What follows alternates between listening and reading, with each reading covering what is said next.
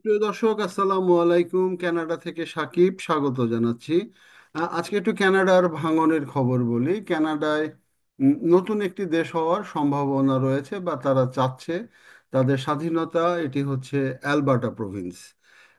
হ্যাঁ, Alberta Province স্বাধীনতার দিকে এগোচ্ছে বা তারা চাচ্ছে। এবং তারা যেটা হচ্ছে যে কানাডার ফেডারেল গভর্নমেন্টের সাথে যদি তাদের আলোচনা ফলপ্রসূ না হয়, তাহলে তারা একটি গণভোটের দিকে যাবে এবং সেই গণভোটে তারা বিজয়ী হলে পৃথিবীর মানচিত্রে হয়তো আরেকটি নতুন দেশ হবে। দেশটির নাম হবে অ্যালবার্টা। সত্যি ঘটনাটা হয়তো অনেকের কাছে অবাক লাগছে যে পৃথিবীর দ্বিতীয় বৃহত্তম দেশ কানাডা, কানাডাটা কি ভেঙে যেতে পারে? ভেঙে যাওয়ার একটি সম্ভাবনা রয়েছে, কারণ সমসাময়িক যে ঘটনাগুলি প্রবাহ আমরাগুলি দেখছি, যেটা হচ্ছে যে ডোনাল্ড ট্রাম্পের একটি স্বাধীনতার একটি কানাডাকে স্টেট করার নীতি, এবং এই সমস্ত নীতির ক্ষেত্রে কিন্তু কানাডার একটি সম্ভাবনা রয়েছে কানাডা ভেঙে যাওয়া। এবং সেক্ষেত্রে অ্যালবার্টা সে পথে কিছুটা এগোচ্ছে। সে পথে এগোচ্ছে কেন একটু বলি যে এই সম্প্রতি একটি, আচ্ছা তারও আগে একটু বলি, যখন ডোনাল্ড ট্রাম্পের, তারও আগে একটু বলি যে অ্যালবার্টা হচ্ছে গিয়ে যে কানাডার ইকোনমির অন্যতম একটি সোর্স, বিশেষ করে গ্যাস এবং যে খনিজ সম্পদ, সেই খনিজ সম্পদ উত্তোলনের দিক থেকে কানাডার ইকোনমির অনেকটাই অ্যালবার্টার উপরে নির্ভর করে। তো যার ফলে অ্যালবার্টার জনগণ দীর্ঘদিন ধরেই তারা ইচ্ছা পোষণ করে আসছিলেন স্বাধীনতার জন্য। কিন্তু তারা এতদিন মুখে আড়ালে আবডালে বললেও এই ইলেকশনের আগে তারা কিন্তু ব্যাপকভাবে একটি ক্যাম্পেইন শুরু করেছিল, যে সেটা হচ্ছে যে লিবারেল পার্টি, অর্থাৎ যে দল এবার ইলেকশনে জিতলো সেই দল যদি ক্ষমতায় আসে, ক্ষমতায় আসলে পরে তারা একটি গণভোটের আয়োজন করবে। এবং কানাডার একটি প্রভিন্স যদি গণভোট চায়, তাহলে সেই গণভোট চাইলে তাকে একটি নির্দিষ্ট মানুষের সিগনেচার জোগাড় করা লাগে। সেই সিগনেচারটা যদি পায়, তাহলে গণভোট হতে পারে। এবং সেই সিগনেচার খুব সম্ভবত আগে 4 লক্ষ ছিল, সেটা কমিয়ে 2 লক্ষ আনার একটি বিল ওদের, যেটা হচ্ছে যে প্রভিন্সিয়াল গভর্নমেন্টের যে পার্লামেন্ট রয়েছে, সেখানে আনার চেষ্টা হচ্ছে। এবং সেখানে আনার চেষ্টা হওয়ার ফলে সেটা পাশ হলে তারা একটি গণভোটের দিকে যাচ্ছে। এবং এই গণভোটের দিকে যাওয়ার আগে তারা ফেডারেল গভর্নমেন্টের সাথে আরও দেন দরবার করবে। তারা আরও অনেক সুযোগ সুবিধা চাবে। সেই সুযোগ সুবিধা যদি দেয়া না হয়, সেক্ষেত্রে তারা স্বাধীনতা চাবে। কিন্তু কি বিষয়টা কি এতটাই সহজ যে স্বাধীনতা চেলোই আর স্বাধীনতা হলো? বিষয়টা ওই রকম না। সম্ভব, থিওরিটিক্যালি সম্ভব। প্র্যাকটিক্যালি কতটা কঠিন, আজকে একটু সেই বিষয়টা নিয়ে একটু কথা বলবো। এবং এর পাশাপাশি ডোনাল্ড ট্রাম্পের নীতির কি প্রভাব পড়েছে অ্যালবার্টার উপরে, এবং অ্যালবার্টার জনগণ সেই ডোনাল্ড ট্রাম্পের দ্বারা ক্ষুব্ধ কি না। ডোনাল্ড ট্রাম্পের মাঝখানে একটি কথা উঠেছিল যে অ্যালবার্টা যদি আসতে চায়, তাহলে অ্যালবার্টা তাদের সাথে একটি আলাদা স্টেট হিসাবে আসতে পারে। অথবা অ্যালবার্টার কিছু কিছু মানুষ এখনো ভাবছে যে অ্যালবার্টা একটি স্বাধীন দেশ হবে। এবং আপনারা জেনেছেন যে কিছুদিন আগে ডোনাল্ড ট্রাম্প ক্ষমতা আসার পরপরই অ্যালবার্টার প্রিমিয়ার, অর্থাৎ অ্যালবার্টার প্রাদেশিক প্রধান ড্যানিয়েল স্মিথ, তার ছবি এবং ডোনাল্ড ট্রাম্পের ছবি সহ একটি বিলবোর্ডও টানানো হয়েছিল, যদিও সরকারের পক্ষ থেকে না।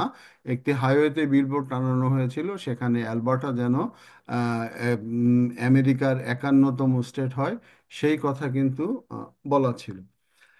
আহ, এবং আরেকটি বিষয় হচ্ছে যে ডোনাল্ড ট্রাম্প যখন তার এই নীতিমালা ঘোষণা করেন, নীতিমালা ঘোষণা অর্থাৎ কানাডাকে যখন স্টেট করতে চান, সেই সময়তে অন্যান্য প্রভিন্সের প্রিমিয়াররা, আপনারা জানেন যে কানাডার 10টা প্রভিন্স এবং 3টা টেরিটরি, সেই 10টা প্রভিন্স এবং 3টা টেরিটরির মধ্যে কিন্তু অ্যালবার্টা কখনোই আমেরিকার বিরুদ্ধে শক্ত ভূমিকায় যায়নি। অ্যালবার্টার প্রিমিয়ার কিন্তু কখনো শক্ত ভূমিকায় যায়নি। তিনি বলেছিলেন যে অ্যালবার্টা আমেরিকার সাথে আরও সম্পর্ক বজায় রাখবে, এবং আমেরিকা যা চায় সেই জিনিসটা তারা দিবে। তো বিষয়টি একটু দিনার দিন জটিল হয়ে যাচ্ছে এবং কানাডার রাজনীতিতেও একটি প্রভাব পড়ছে। তো আমরা যদি একটু নর্থ আমেরিকার যদি একটু ম্যাপটা দেখাই, আপনারা এখন স্ক্রিনে নর্থ আমেরিকার ম্যাপটা দেখতে পাচ্ছেন। অর্থাৎ কার্সারটা যেখানে দেখছেন এর নিচে হচ্ছে গিয়ে ইউএসএ এবং উপরের পার্টটা হচ্ছে গিয়ে কানাডা। এবং এই জায়গাতে একেবারে আমরা যদি পূর্ব দিকে দেখাই যে আমাদের কানাডার কিছু আহ, চারটা আটলান্টিক প্রভিন্স, এই উপরে নিউ ফাউন্ডল্যান্ড ল্যান্ড অ্যান্ড ল্যাব্রাডর, তারপরে কুইবেক, তারপরে অন্টারিও, তারপরে ম্যানিটোবা, তারপরে সাসকাচুয়ান, এবং সাসকাচুয়ানের পরে এই জায়গাটাতেই হচ্ছে অ্যালবার্টার অবস্থান। অ্যালবার্টার উত্তরে বড় শহর এডমন্টন এবং দক্ষিণে ক্যালগেরি, কিন্তু অ্যালবার্টার ঠিক পাশেই আবার একটি বড় কানাডার প্রভিন্স ব্রিটিশ কলম্বিয়া। ব্রিটিশ কলম্বিয়ার কিন্তু এই ধরনের কোনো চিন্তাভাবনা নেই। সো কোশ্চেনটা হচ্ছে প্রথমত এই জায়গাতে, আমি ধরে নিলাম যে রেফারেন্ডাম হলো বা গণভোট হলো, সেই গণভোটে যদি জিতে যায়, তো সেক্ষেত্রে যদি ব্রিটিশ কলম্বিয়া যদি না যায়, তাহলে ব্রিটিশ কলম্বিয়ার করিডোরটা কিভাবে হবে, কানাডার মানুষ ব্রিটিশ কলম্বিয়াতে কিভাবে যাবে, অর্থাৎ ব্রিটিশ কলম্বিয়ার মানুষ কানাডার মূল পার্টি কিভাবে আসবে, এই বিষয়টা একটা অমীমাংসিত বিষয়। তো প্রথম অমীমাংসিত বিষয় থাকে, আমি ধরে নিলাম গণভোটে জিতবে, গণভোটে জিতলে পরে এই প্রবলেমটা কিভাবে সলভ করবে, অর্থাৎ ব্রিটিশ কলম্বিয়া থেকে ব্রিটিশ কলম্বিয়ার লোকজন সাসকাচুয়ান ম্যানিটোবা হয়ে অন্টারিও বা ওই দিকের মন্ট্রিয়ালে কিভাবে যাবে, এই কোশ্চেনটা অমীমাংসিত। অমীমাংসিত কোশ্চেন থাকে যে সেটা হচ্ছে যে অ্যালবার্টা যে এখন বন্দর ইউজ করে, বা অ্যালবার্টার যে যদি বন্দর ইউজ করতে হয় সেক্ষেত্রে তাদের ব্রিটিশ কলম্বিয়ার বন্দরগুলি হয়, অর্থাৎ ওখান থেকে মালামাল আসে। তো সেক্ষেত্রে অ্যালবার্টার কোনো সি বর্ডার নেই। সি বর্ডার না থাকা অর্থাৎ সামুদ্রিক কোনো বর্ডার বলতে যে সামুদ্রিক কোনো বন্দর নেই, যার ফলে অ্যালবার্টার মালামাল কিভাবে আসবে, হয় আসতে হবে কানাডার, আমি ধরে নিলাম স্বাধীন হয়েছে, কানাডার এই পার্ট থেকে, এখান থেকে ব্রিটিশ কলম্বিয়ায় নেমে তারপরে কানাডার ভূমি ব্যবহার করে আসতে হবে, আর অথবা একেবারে আমেরিকার কোনো পোর্ট ব্যবহার করে তারপরে অ্যালবার্টাতে আসতে হবে। এটাও একটি অ্যালবার্টার জন্য একটি খারাপ দিক। আর অ্যালবার্টা যেটা শুরুতে বললাম যে খনিজ সম্পদে খুবই পরিপূর্ণ এবং সিনিক বিউটি খুবই সুন্দর, এবং কানাডায় যত ট্যুরিস্টই আসেন না কেন, হয়তো দ্বিতীয় ট্যুরিস্টই আসে অ্যালবার্টাতে, কারণ অ্যালবার্টার সাথে সাথে তারা ব্রিটিশ কলম্বিয়াটাও ঘুরে যায়। তো যেটা হচ্ছে যে তাদের পোর্টের একটি সমস্যা রয়েছে। এই পোর্ট তারা কিভাবে ব্যবহার করবে, এই বিষয়টা নিয়ে কিন্তু তাদের একটি বড় ধরনের একটি সমস্যা রয়েছে। আর যেটা বললাম যে অ্যালবার্টা আসলে যে আমরা যে ফেডারেল গভর্নমেন্টকে যে ট্যাক্সটা দেই, সেই ট্যাক্সটা নিয়ে কিন্তু অ্যালবার্টার একটি সমস্যা রয়েছে। এবারে আরেকটা প্রসঙ্গে আসি যে আপনারা এই বিষয়টা হয়তো জানেন যে কানাডার ভূমিটা হচ্ছে গিয়ে ফার্স্ট নেশনের ভূমি, অর্থাৎ আদিবাসীদের ভূমি, এবং এই এই আদিবাসীদের ভূমির সাথে কিন্তু কানাডার গভর্নমেন্টের চুক্তি হয়, অর্থাৎ যে অ্যালবার্টার যে ভূমিটা, সেই ভূমিটা হচ্ছে কানাডার সাথে চুক্তি, এবং আদিবাসীরা কানাডাকে লিখে দিয়েছে বা কানাডাকে লিজ দিয়েছে, অনেকটা এইরকম। অর্থাৎ ফার্স্ট নেশন ট্রিটি বলে একটি কথা আছে, এবং সেই ফার্স্ট নেশন ট্রিটির মধ্যে দিয়ে অ্যালবার্টার সাথে চুক্তি হয়নি। সো এই ল্যান্ড আদিবাসীদের, তো আদিবাসীরা যদি না চায় তাহলে গণভোট হলেও কিন্তু একটি সমস্যা আছে, কারণ তাদের ভূমি কানাডাকে দেওয়া, সেটা কিভাবে অ্যালবার্টা আলাদা একটি স্বাধীন হয়। তো অ্যালবার্টা যদি নাও চায়, গণভোটে যদি জিতে যায়, জিতে গেলেও কিন্তু সেক্ষেত্রে একটি বড় ধরনের একটি সমস্যা রয়েছে। আর যেটা হচ্ছে যে ডোনাল্ড ট্রাম্পের যে একটি ভূ রাজনৈতিক ইচ্ছা, এবং ডোনাল্ড ট্রাম্পেরও কিন্তু চোখ রয়েছে অ্যালবার্টার দিকে।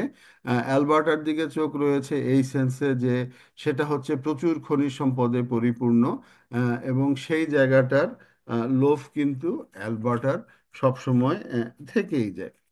এবার আসেন একটু যেটা বললাম যে এবার ইলেকশনে কি হয়েছিল। এবার ইলেকশনে অ্যালবার্টায় টোটাল 37টি আসন ছিল এবং সেই 37টি আসনের মধ্যে কিন্তু 34টি আসনই পায় কনজারভেটিভ পার্টি। যেটা বললাম যে অ্যালবার্টার লোকজন ক্ষমতাসীন পার্টি অর্থাৎ লিবারেল পার্টি তাদেরকে পছন্দ করে না, যার ফলে সেখান থেকে মাত্র লিবারেল পার্টির আসন মাত্র 2টি। ভাবা যায় যে অ্যালবার্টার মতো একটি প্রভিন্স, সেখানে ক্ষমতাসীন লিবারেলের আসন মাত্র 2টি এবং এনডিপির একটি আসন।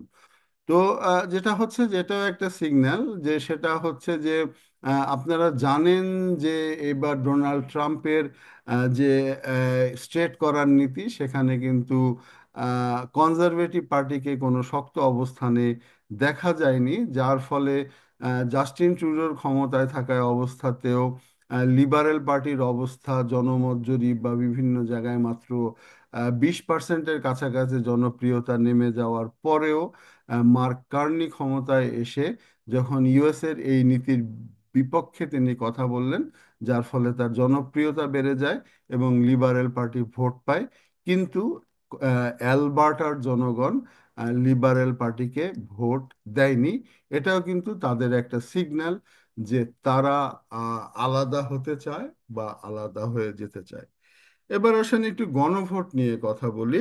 গণভোট নিয়ে যদি একটু কথা বলি, আপনারা জানেন যে কানাডাতে পৃথিবীর বিভিন্ন দেশ থেকে লোকজন এসে বসবাস শুরু করেছে এবং সেক্ষেত্রে হোয়াইট ক্যানেডিয়ান অর্থাৎ সাদা ক্যানেডিয়ান যারা রয়েছে তাদের সংখ্যা কিন্তু 65 ভাগই অ্যালবার্টাতে, যে সংখ্যাটা অনেক বেশি। এবং এই 65 ভাগের মধ্যে 8 থেকে এরপরে এর মাঝে এর পরের অবস্থানই রয়েছে আমাদের সাবকন্টিনেন্টের মানুষ, ভারত, বাংলাদেশ এবং পাকিস্তান।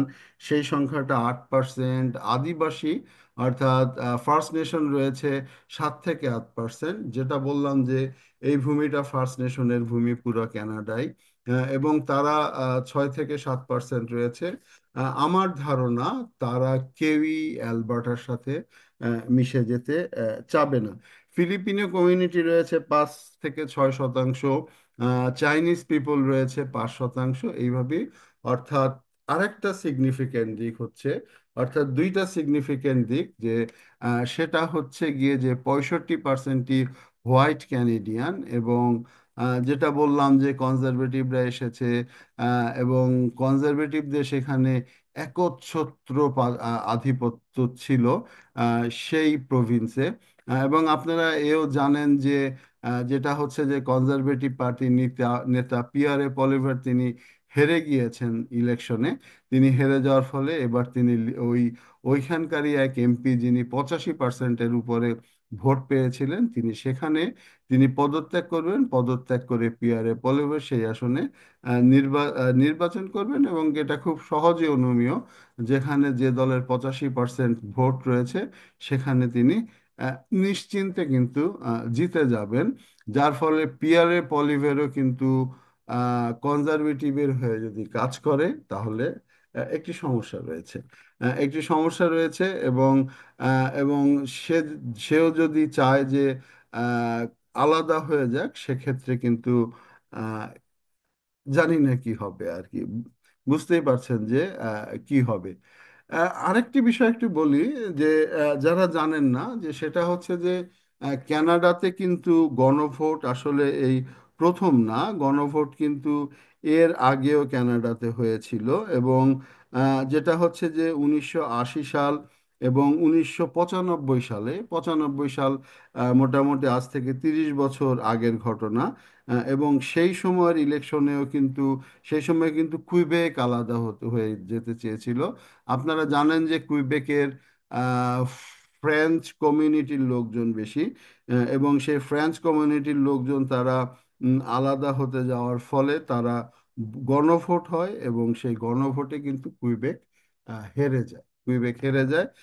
তো এখন এই ডোনাল্ড ট্রাম্পের আরেকটি বিষয় একটু বলি যে একটা স্বাধীন দেশ মানে যে আপনার তেল আর গ্যাস আছে আর আপনি স্বাধীন হয়ে যাবেন, বিষয়টা আসলে সেরকম না। এই মুহূর্তে বিশ্ব রাজনীতি এর যে অবস্থা তাতে কিন্তু ডোনাল্ড ট্রাম্পের জনপ্রিয়তা কম বিশ্বে, এবং কোনো একটি ইস্যুতে যদি কানাডা যদি বিশ্বের কাছে দাঁড়ায়, এবং এটা হয়তো অনেকের কাছে হাস্যকর লাগছে, আমি একেবারে সংখ্যাতাত্ত্বিকভাবে বুঝিয়ে দিচ্ছি যে কোনো একটা বিশ্বের কোনো পরিস্থিতিতে যদি কানাডা দাঁড়ায় এবং যদি ইউএসএ দাঁড়ায়, সেক্ষেত্রে কানাডার সাপোর্টটাও কম হবে না, কারণ ইউরোপ একটি ফ্যাক্টর এই ওয়ার্ল্ডের পলিটিক্স বলেন, ওয়ার্ল্ডের ইকোনমি বলেন, সেখানে ইউরোপীয় ইউনিয়ন তথা ইংল্যান্ড একটি ফ্যাক্টর, এবং কানাডা যদি জাতিসংঘের স্বীকৃতির একটি প্রয়োজন রয়েছে, একটি নতুন দেশ হলে বিশ্বের দেশগুলির একটি স্বীকৃতির প্রয়োজন রয়েছে, এবং সেক্ষেত্রে যদি কানাডা যদি অপোজ করে, তাহলে কিন্তু অ্যালবার্টার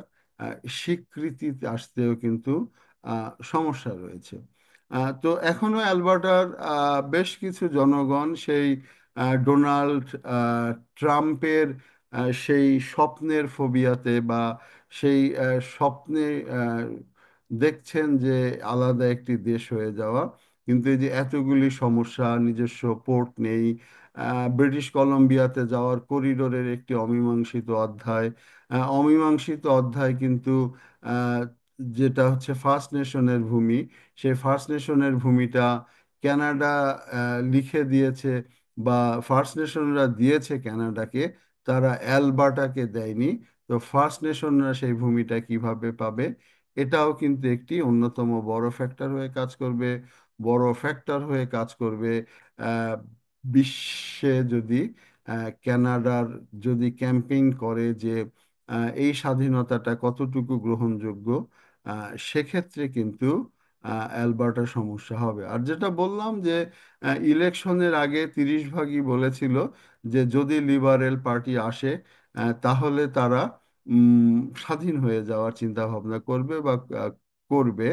তো সেই ক্ষেত্রে সেই 30 ভাগ যখন ভোট কেন্দ্রে যাবে, আলাদা একটি দেশের জন্য আহ, সবকিছু যখন ভাববে, তখন তারা ভোটটা আদৌ দিবে কিনা, আমার সে বিষয়ে সন্দেহ রয়েছে। একটি স্বাধীন দেশের সাথে, হ্যাঁ, তারা যদি ইউএস এর একটি স্টেট হয়ে যায় সেক্ষেত্রে কথা নেই, কিন্তু স্বাধীন দেশ হওয়া মানেই কিন্তু একটি সবকিছু না। সেনাবাহিনী একটি ফ্যাক্টর, এবং এই ক্ষেত্রে সেনাবাহিনী সহ বিভিন্ন ব্যাকআপ দেওয়া, সেটা হয়তো আমেরিকা দেওয়ার জন্য প্রস্তুত থাকবে, এবং আমেরিকা দেওয়ার জন্য প্রস্তুত থাকবে, এবং আমেরিকার আপনারা দেখছেন যে মন্টনাটা কিন্তু একেবারে ইসের খুব কাছাকাছি, অর্থাৎ এই যে এই ক্যালগেরি, এই যদি ক্যালগেরি হয় আর এই হচ্ছে গিয়ে মন্টনা, এই দিক থেকে ওয়াশিংটন, এগুলি কিন্তু ক্যালগেরি অ্যালবার্টার খুব কাছাকাছি। সেক্ষেত্রে উম, দাঁড়িয়ে থাকবে হচ্ছে গিয়ে হেল্প করার জন্য আমেরিকা দাঁড়িয়ে থাকবে। আর অ্যালবার্টার আয়তনটা হচ্ছে 6,61,848 স্কোয়ার কিলোমিটার, এবং লোক সংখ্যা 49,60,000। আর প্রথমেই যেটা হচ্ছে যে আহ, মার্ক কার্নি ইলেকশনে জেতার পরে অ্যালবার্টার প্রিমিয়ার তার বেশ কিছু দাবি দাওয়া উত্থাপন করেছেন অ্যালবার্টার জন্য, এবং সেই দাবি সবকিছু পূরণ হওয়া করা সম্ভব হয়নি, বা সম্ভব হয় না। তো বিষয়টা ঝুলে রয়েছে। তো আমরা আগামীতে এই ক্রাইসিসটা আরো দেখব, আমরা আগামীতে এই ক্রাইসিসটা আরো দেখব, এবং সেক্ষেত্রে গণভোট হয়তো হতেও পারে খুব শীঘ্রই, এবং আমরাও চোখ রাখবো, আপনারাও চোখ রাখবেন। একটি জটিল পরিস্থিতির দিকে কানাডা যাচ্ছে, একটি জটিল পরিস্থিতির দিকে কানাডা যাচ্ছে, কারণ আহ, যদি তারা গণভোটে জিতে যায়, এবং যদি ফার্স্ট নেশনদের সাথে যদি তাদের একটি মিউচুয়ালে আসে, সেক্ষেত্রে কিন্তু আলাদা হতে পারে। তবে আমি বিশ্বাস করি যে কানাডার ফার্স্ট নেশনরা কখনোই, অর্থাৎ যারা আদিবাসী জনগণ যারা রয়েছেন, তারা কিন্তু কখনোই কানাডাকে ভাঙার পক্ষে না। তো দর্শক, আপনি কি মনে করেন? অবশ্যই জানাবেন, এবং ভিডিওটি কেমন লাগলো যদি শেষ পর্যন্ত দেখে থাকেন, তাহলে অবশ্যই জানাবেন, সাবস্ক্রাইব করে পাশে থাকবেন। আসসালামু আলাইকুম।